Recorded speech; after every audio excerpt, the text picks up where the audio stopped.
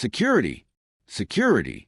Mr. Adeyemi's voice boomed across the marble lobby, his Italian leather shoes clicking sharply as he marched toward the worn-looking man sitting quietly in the waiting area. Remove this beggar from our premises immediately. Chinedu Okafor looked up slowly from his wooden bench, his faded Ankara shirt and dusty sandals contrasting sharply with the gleaming chrome and glass surrounding him. Around them, employees in designer suits paused mid-conversation, phones already rising to record the spectacle. "Please, sir," Chinedu said softly, his voice carrying the weight of patience. "I have business here." "Business?" Adeyemi threw his head back with a cruel laugh that echoed off the high ceilings. The receptionist giggled behind her desk. "Look at yourself. You dare walk into Apex Technologies, the crown jewel of West African innovation, dressed like a roadside trader? Do you know what kind of people work here? Do you know what kind of people I manage?" The floor manager circled Chinedu like a predator, his cologne overpowering the air-conditioned space. Other employees gathered, some smirking, others looking uncomfortable but silent. "This company was built on excellence," Adeyemi continued, his chest puffed with pride. "We don't entertain poverty here. Whatever you're selling, whatever handout you're seeking, take it to the streets where you belong." Chinedu remained seated, his dark eyes calm, observing everything, every word, every face, every laugh. "I'm not leaving," he said simply. Adeyemi's face flushed with rage. He snapped his fingers at the approaching security guards. "You see? They always get bold when you show them mercy. Remove him, now, and make sure he doesn't come back." As rough hands grabbed Chinedu's arms, yanking him to his feet, someone in the crowd muttered, "That's what happens when people don't know their place." Chinedu allowed himself to be led toward the glass doors, but just before crossing the threshold, he turned back. His eyes locked with Adeyemi's, and for just a moment, something flickered in his expression, not anger, but something far more unsettling, absolute certainty. "Tomorrow," Chinedu said quietly, "everything changes." Adeyemi waved him off dismissively. "Tomorrow, you'll still be poor, and I'll still be running this floor. Security, get him out of my sight." The doors closed behind Chinedu with a soft whoosh, sealing him back into the chaos of Lagos traffic and afternoon heat. Inside, Adeyemi straightened his tie, basking in the approving nods of subordinates. He had no idea that the man he just humiliated owned every brick, every computer, every chair in the building he stood in. He had no idea that tomorrow morning, at 9 a.m. sharp, his entire world would come crashing down. And he certainly had no idea that the beggar he'd thrown out was already making a phone call that would change everything. Hello guys, welcome to my channel. Don't forget to like this video, subscribe, and share it with your friends.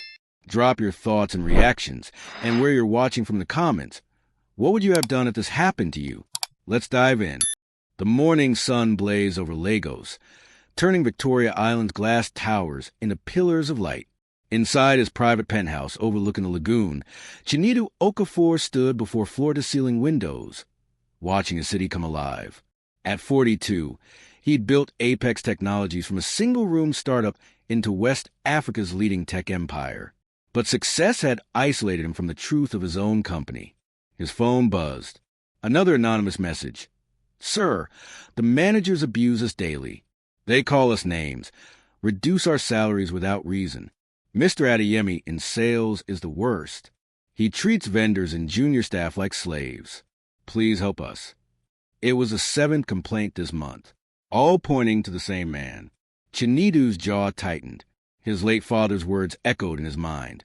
"Chinedu, money can build towers, but character builds legacies. Never forget where you came from." He walked to his closet, pushing past rows of designer suits until he found them, his old clothes from his university days. The faded Ankara shirt his mother had sewn by hand. The worn trousers he'd patched a dozen times. The simple rubber sandals that had walked him through countless hustles before his breakthrough. His personal assistant, Ngozi, nearly dropped her tablet when she saw him emerge. "Oga, what are you wearing?" Her eyes widened with alarm. "The truth," Chinedu replied, adjusting the shirt. "I'm going to Apex." "Like this? But, sir, you have a board meeting." Cancel it. Reschedule for tomorrow morning, 9 a.m. sharp. Make it mandatory for all management staff. His voice carried the steel that had built an empire. Today, I'm not the CEO. Today, I'm just another Nigerian trying to walk through my own company's doors. Ngozi's concern deepened. Sir, this is dangerous. What if I discover my company has forgotten the values it was built on? Chinedu picked up a worn leather bag, empty except for a small notebook. Then it's better I know now than continue living in ignorance. As he left his penthouse, shedding his luxury car for a regular taxi, Chinedu felt something he hadn't experienced in years. Nervousness. Not about business deals or profit margins, but about what he might find in the heart of his own creation. The taxi driver, caught in Lagos' legendary traffic, made conversation. This Victoria Island way we day go, nah for rich people, oh. You get business there? Chinedu smiled. You could say that. Me, I no fit even enter those big companies. Dem go look my face, look my cloth, just chase me comet. Nah so Lagos be. Those words hit harder than the man knew. When Apex Technologies' gleaming 30-story tower came into view, Chinedu felt his resolve strengthen. The building's glass facade reflected the afternoon sun, a symbol of everything he'd achieved. But symbols meant nothing if the foundation was rotten. He paid the taxi driver generously and approached the security gate. The guard looked him up and down, suspicion immediate. Yes? What do you want? I need to enter. I have business inside. Business? The guard's laugh was sharp. Oga, look yourself a mirror. Which kind business somebody like you get for Apex? A beg. Comment for here before I call backup. Chinedu remained calm. Please check your visitor's protocol. Any Nigerian citizen has the right to inquire about your services in the public lobby. The guard's face twisted with irritation, but rules were rules. Not true, oh, but if you cause Walla, now you go regret him. He gestured grudgingly toward the entrance. Enter, but stay for lobby. No walk anywhere. Walking through those glass doors he commissioned, into a lobby he designed. As an outsider was surreal. Employees hurried past in their corporate attire, none recognizing him. Why would they? Most had never seen the CEO. He'd intentionally maintained distance, trusting his managers. Perhaps that had been his first mistake. The receptionist, a young woman named Chioma, according to her name tag, looked up from her computer. Her expression shifted from professional to dismissive in seconds. Can I help you? The question carried no actual offer of help. Yes, I'd like to speak with someone in management about your company's services. She glanced at her colleague, and they shared a knowing look. Sir, all our client meetings are by appointment only. And she paused, her eyes scanning his clothes. Our services are quite premium. Perhaps you'd be more comfortable with. I'll wait, Chinedu interrupted gently, moving toward the waiting area. He sat on the leather bench, the same bench he'd personally selected for comfort, now feeling every bit the outsider in his own empire. Around him, life continued. Employees chatted about weekend plans, upcoming deals, office politics. None noticed the quiet man in old clothes, observing everything. Then, from the elevator bank, he heard it, a voice loud and confident, dripping with authority. Is that jollof I smell? You people better not be eating at your desks again. This is a professional environment, not your mother's kitchen. Mr. Adeyemi had arrived. Mr. Adeyemi strutted to the lobby like a peacock, his three-piece suit tailored perfection, gold watch glinting under the LED lights. He'd worked his way up to sales floor manager through ruthless ambition and strategic flattery to those above him, while crushing those below. His eyes swept the lobby with practiced authority, ensuring everything met his standards. Then he saw him, the poorly dressed man sitting on his lobby furniture. You there? Adeyemi's voice cracked like a whip. What are you doing here? Chinedu looked up calmly. Good afternoon. I'm waiting to speak with someone about. Waiting? Adeyemi cut him off, striding closer. Choma, why is this person polluting our reception area?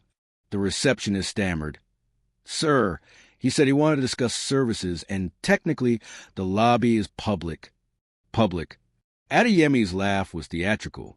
He turned to the gathering employees. You people hear that? She thinks our billion-naira company lobby is a public square for anyone to sit. Nervous laughter rippled through the crowd. Phones appeared, recording. Chinedu remained seated, his voice even. I simply wish to... To what? Beg for a job you're not qualified for? Seek charity? Adeyemi circled him like a shark. Let me educate you about Apex Technologies. We are the elite. We work with senators, governors, international corporations. Our lowest paid employee earns more in a month than you probably see in a year. You don't know anything about me, Chinedu replied softly. Oh, but I do. Adeyemi gestured at Chinedu's clothes. Your outfit tells me everything. That Ankara shirt. What, your village tailor made it? Those sandals probably came from Balagan Market. And that bag, he pointed mockingly. I wouldn't use it to carry my gym clothes. The crowd's laughter grew louder. Someone shouted, Tell him, boss. Chinedu's eyes moved across the faces. Young professionals enjoying the spectacle, finding entertainment in another person's humiliation. He noted each one, especially those who looked uncomfortable but said nothing. Silence, he knew, was its own form of cruelty. Mr. Adeyemi. Chinedu stood slowly, his height matching the manager's. Is this how Apex Technologies treats all visitors? Visitors.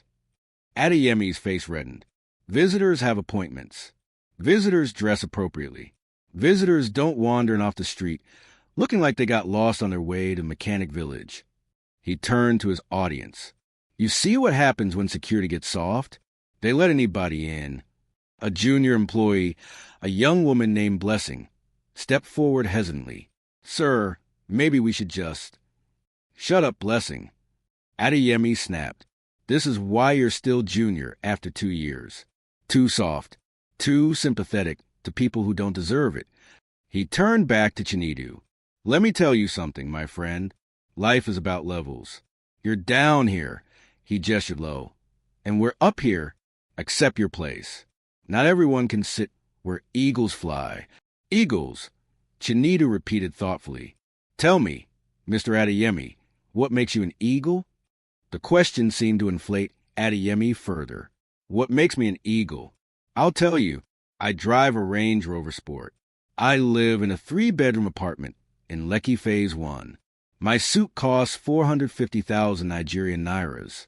My watch. He thrust his wrist forward. 2.3 million Nigerian nairas.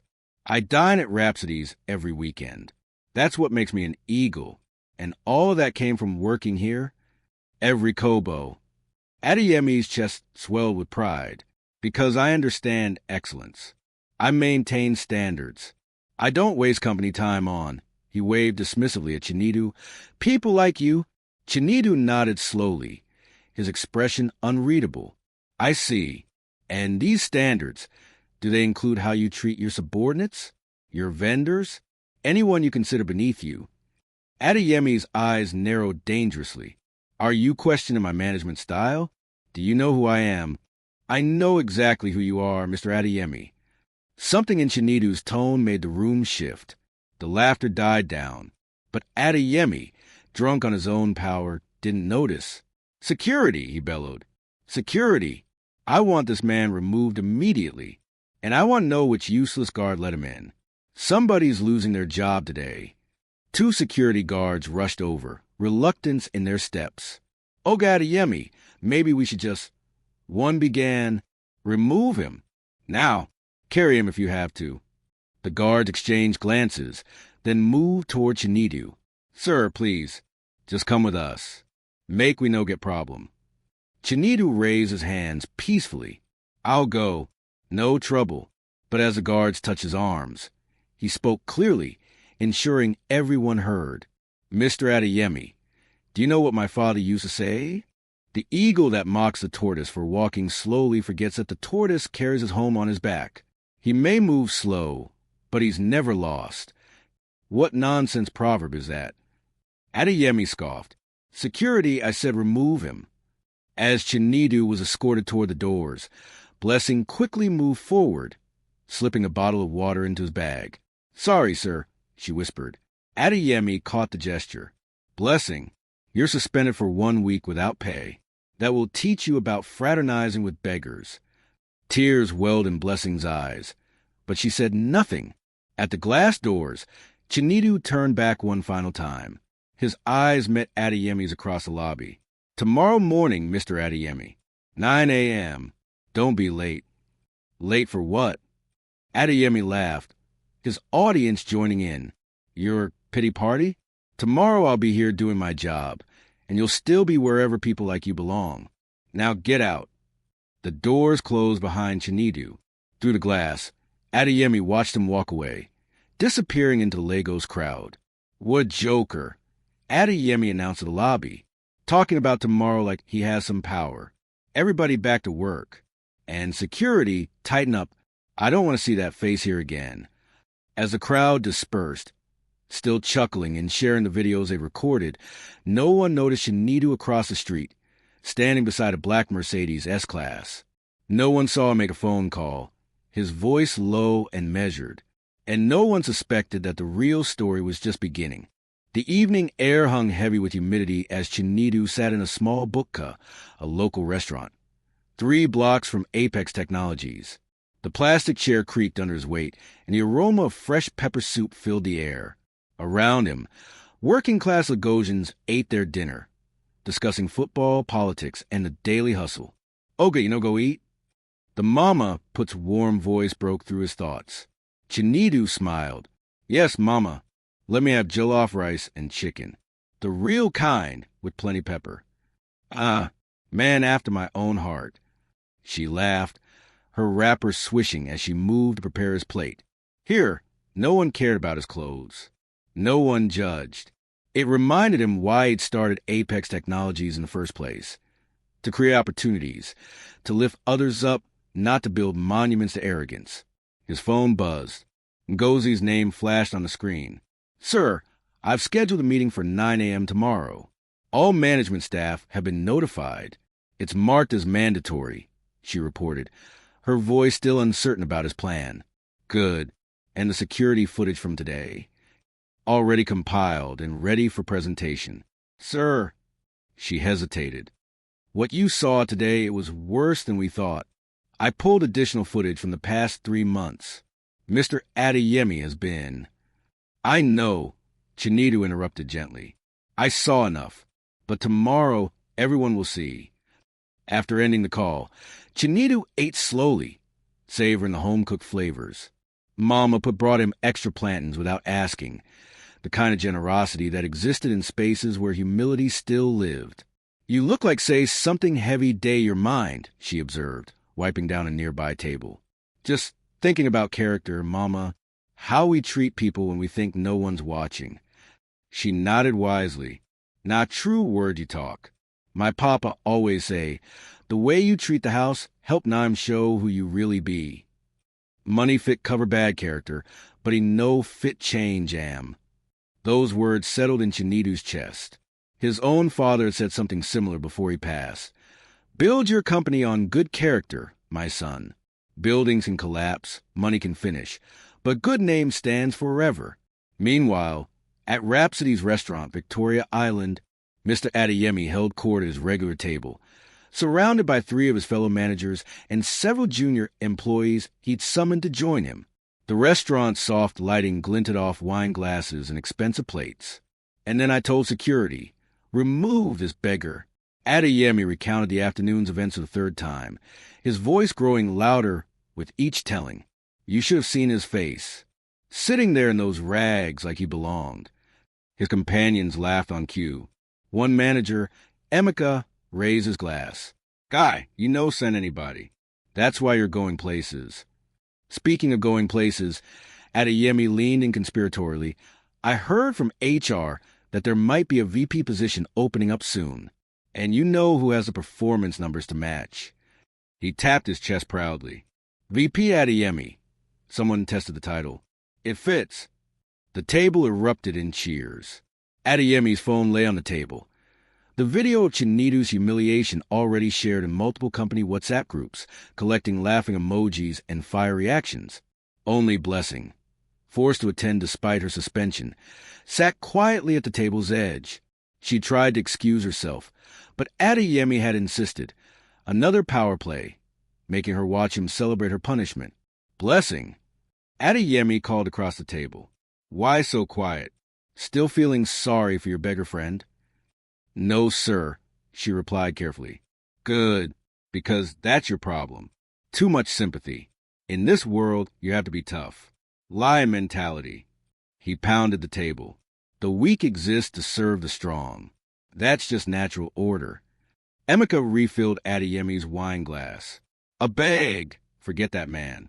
He's probably back in whatever slum he crawled from. But as the night wore on and the wine flowed freely, Adeyemi couldn't quite forget Chinedu's final words. Tomorrow morning, 9 a.m. Don't be late. What did he even mean by that?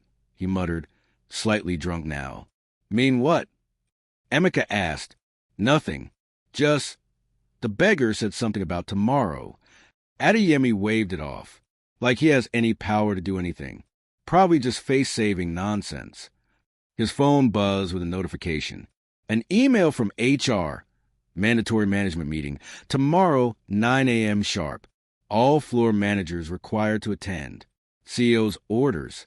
CEO's orders? Adeyemi showed the others. When last did anyone even see the CEO? Man's like a ghost.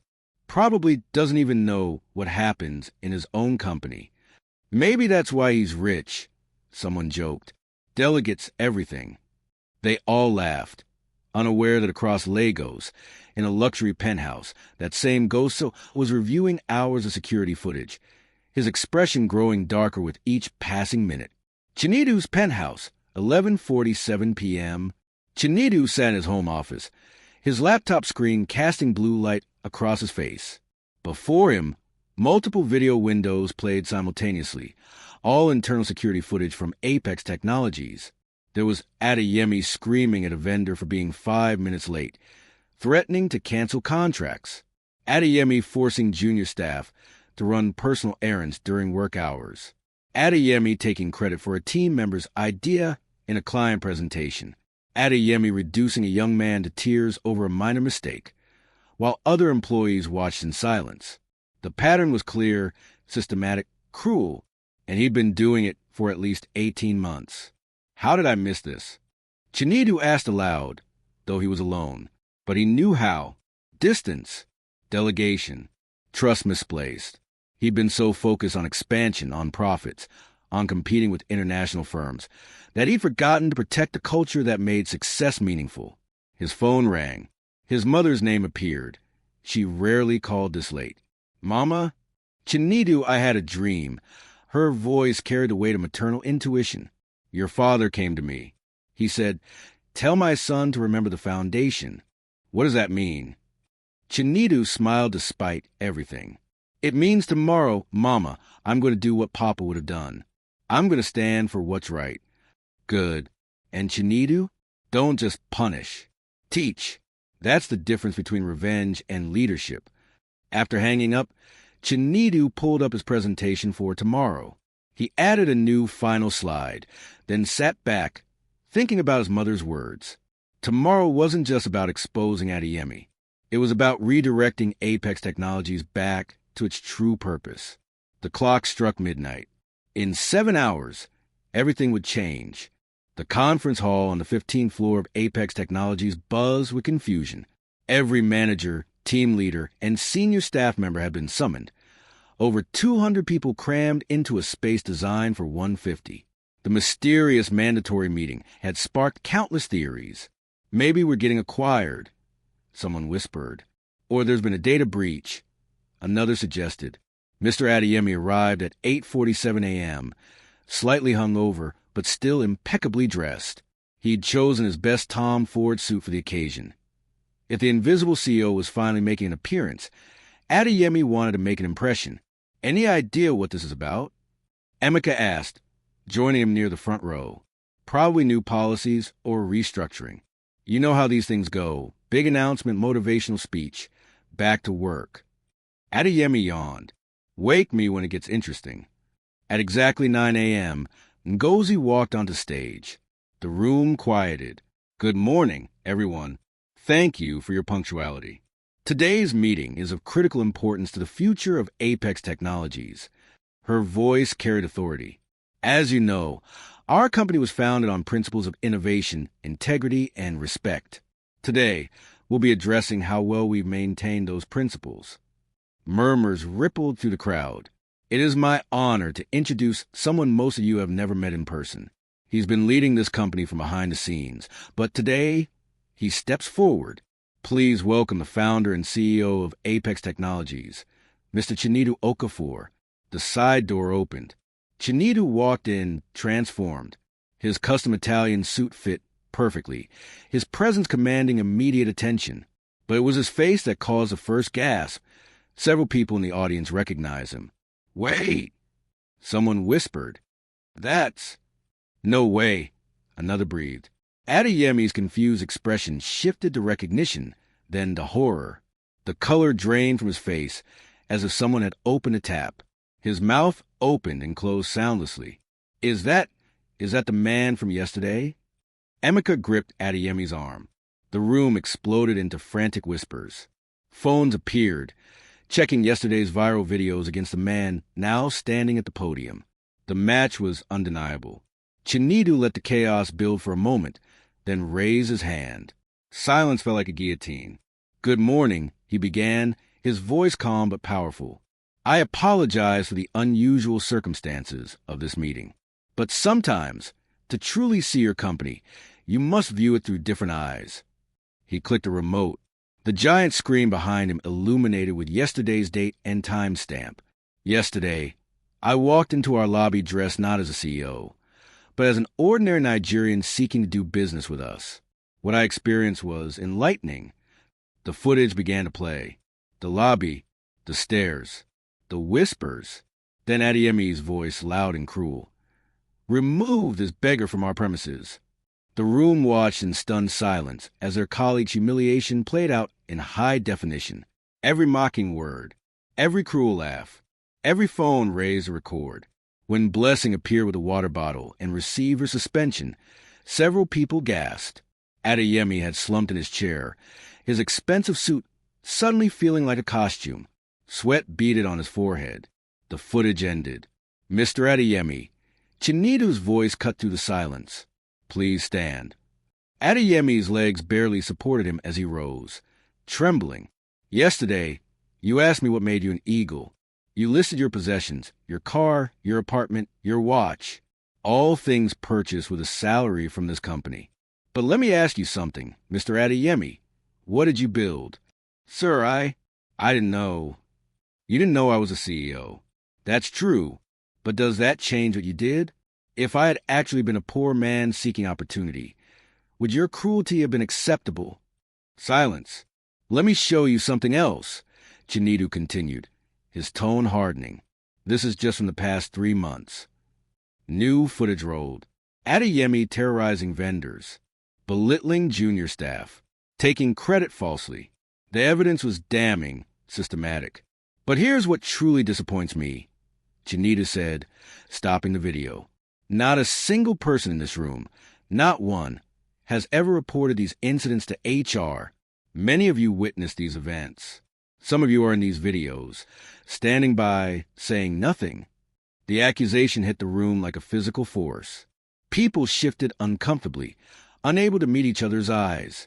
There's an Igbo proverb, "Ani na-ebughị ibia, o na-ebughịrị ibindi ozo." He who does not carry his own load will end up carrying the loads of others. Mr. Adeyemi, you've been carrying the wrong load. You've been building a throne of arrogance on the backs of those you should have been lifting up. Chinedu turned to address the entire room. "My father started this company in a single room in Surulere with nothing but a dream and determination. He taught me that true success isn't measured by what you acquire, but by who you become and who you help along the way. Somewhere we've forgotten that." He clicked to a new slide, the Apex Technologies mission statement, words most employees had stopped noticing years ago.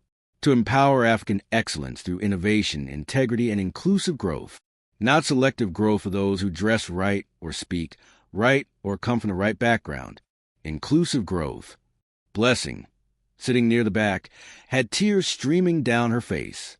Mr. Adeyemi, your employment with Apex Technologies is terminated effective immediately. HR will process your exit. You have 1 hour to collect your personal belongings under supervision. Adeyemi's knees buckled. Please, sir. Please. I'm sorry. I have a family, responsibilities. As do the people you humiliated. As does the vendor whose contract you threatened for being late, while you regularly arrive at 10 a.m. As does Blessing, whom you suspended without pay for showing basic human kindness. Security appeared at the doors. However, Chinidu's voice softened slightly. I'm not a man of pure vengeance. I'm releasing you with a severance package sufficient for 3 months. What you do with that time, whether you learn from this or repeat these patterns, is up to you, but you won't do it at my company. As security escorted a shattered Adeyemi out, Chinidu turned back to the remaining staff. Now, let's talk about rebuilding what we've lost. The conference hall remained in stunned silence as the doors closed behind Adeyemi. Chinidu stood at the podium, his expression neither triumphant nor angry, just resolute. Blessing Okonkwo, he called. Please come forward. Blessing froze, fear flashing across her face. Around her, colleagues whispered frantically. Had her act of kindness yesterday somehow violated protocol? Was she next? It's okay, Chinidu said gently, recognizing her terror. Please. On shaking legs, Blessing made her way to the front. The walk felt endless, every eye in the room tracking her movement. When she reached the stage, Chinidu smiled, a genuine smile that transformed his entire demeanor. 2 years ago, you joined Apex Technologies as a junior sales associate. Your performance reviews show consistent excellence, numerous client compliments, and innovative ideas that were... He paused, pulling up a document on the screen, repeatedly attributed to others, specifically to Mr. Adeyemi. Gasps rippled through the crowd. The Zenith Bank integration strategy? Yours. The customer retention program that increased renewals by 34%? Also yours. Yet somehow, Mr. Adeyemi's name appeared on every presentation. Chinidu turned to Blessing, whose tears had returned. Yesterday, when you showed kindness to someone everyone else had dismissed, you weren't breaking protocol. You were embodying everything this company should represent. He extended his hand. Effective immediately, you're promoted to sales floor manager. You'll receive back pay for every idea stolen from you, plus a 45% salary increase. Welcome to senior leadership, Ms. Okonkwo. The room erupted in applause. Genuine this time, not the forced performance from yesterday. Blessing covered her mouth, sobbing openly. Sir, I don't know what to say. Say you'll help me rebuild what we've lost. Say you'll leave the character you've already shown. Yes, sir. Yes, I will. As Blessing returned to her seat amid congratulations, Chinidu addressed the room again. Now about the rest of you. His tone sharpened. I'm not naive enough to believe everyone here actively participated in bullying, but silence is its own form of cruelty. When you witnessed abuse and did nothing, you enabled it. The applause died. Discomfort settled like a fog. We're implementing immediate changes. First, anonymous reporting channels with direct access to my office, not HR, not middle management, but directly to me. Second, mandatory quarterly walk-a-mile programs where senior staff spend a day working in junior positions. Third, performance reviews will now include peer feedback from subordinates, not just supervisors. He clicked to a new slide. A photo of his father, young and smiling, standing in front of a small office. This is Shinonso Okafor, my father. He built this company selling used computers from a rented room. He'd collect broken machines, repair them, and sell them to students who couldn't afford new ones. People mocked him, called him the computer aboki, the computer roadside mechanic. But he never forgot that those students were someone's children, someone's hope. Chinidu's voice grew thick with emotion. He died 5 years ago, but before he passed, he told me, Chinidu, when you become successful, never use your success as a weapon against those still climbing. Use it as a ladder. Yesterday, I watched my own company use success as a weapon. That ends today. The room sat in rapt attention. I'm not asking you to be perfect. I'm asking you to be human. To remember that the security guard who greets you every morning is working 3 jobs to send his daughter to university. That the receptionist who handles your complaints is supporting 6 siblings after her parents passed. That the beggar in worn clothes might be carrying more dignity than those of us in designer suits. He paused, letting the words sink in. We're also establishing the Shinanso Okafor Opportunity Fund, Nigerian IR 50 million annually for employee education, emergency support, and business grants. Because my father believed that a company's wealth means nothing if it doesn't circulate back to those who create it. Spontaneous applause erupted, this time accompanied by tears from several audience members. One final thing, Chinedu said, raising his hand for quiet. To those who recorded yesterday's incident and shared it for entertainment, delete those videos. Now, this is someone's humiliation, not your content. And going forward, any employee caught bullying, humiliating, or demeaning another person will face immediate termination, regardless of rank or performance numbers. Character is not negotiable. He looked across a sea of faces, some ashamed, some inspired, all forever changed. We're going to rebuild Apex Technologies into something my father would be proud of. Not just a successful company, but a human one. Now back to work. We have a legacy to restore. 3 months later, the morning sun streamed to the windows of a small security office in Ikoyi. A man in a crisp uniform sat at a desk, reviewing CCTV monitors with careful attention. His name tag read, Adeyemi. The company, a mid-sized logistics firm, was nothing like Apex Technologies. No marble lobbies, no imported furniture. But the manager, a kind woman named Mrs. Adebayo, had given him a chance when no one else would. Adeyemi, she called from her office. Someone here to see you. Puzzled, Adeyemi walked to the front. His breath caught. Chinedu Okafor stood in the modest reception area, dressed simply but elegantly. Sir, Adeyemi's voice cracked. 3 months of humility had changed him. Thinner, quieter, the arrogance burned away by consequence. Walk with me, Chinedu said. They stepped outside into the humid Lagos morning. For a long moment, neither spoke. I'm not here for revenge, Mr. Adeyemi. I'm here because someone once told me that punishment without opportunity for redemption isn't justice. It's just cruelty. Adeyemi's eyes filled with tears. Sir, I was wrong. Everything I did, everything I said, it was all wrong. I'm so sorry. I know.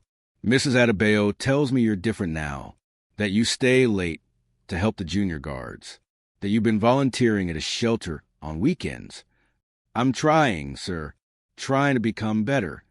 Chinedu nodded. That's all any of us can do. I came to tell you that I've been watching your progress. And when you're ready, truly ready, there's a position at Apex Technologies waiting for you. Not management, entry level, but with a real opportunity to rebuild yourself the right way.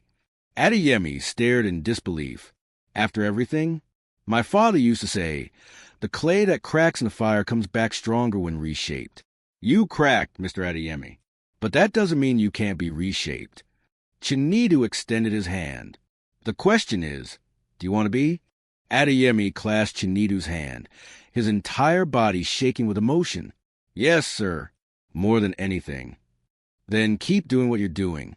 In 6 months, if Mrs. Adebayo gives you a good reference, call my assistant.